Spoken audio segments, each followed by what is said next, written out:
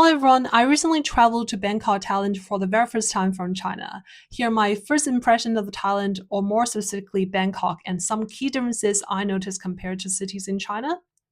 First of all, I have to say that Bangkok feels much more international than cities in China.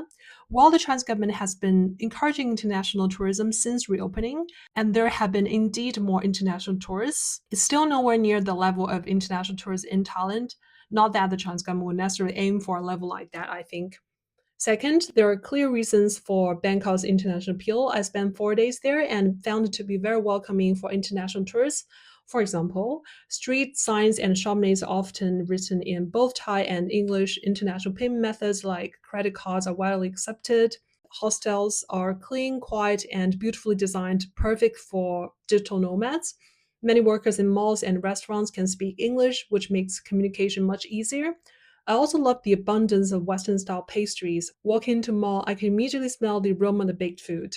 That said, the international vibe doesn't mean that everyone speaks English. For example, when I hailed a taxi off the street, the driver and I couldn't communicate at all.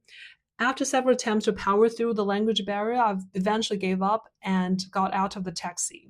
Later, I chatted with a coffee shop owner who explained that taxi drivers in Bangkok tend to have lower levels of formal education, which might explain the limited English. Similarly, I realized that staff at train or subway stations may also not speak much of English either. Hop to part 2 to see what are the other things I noticed about Bangkok.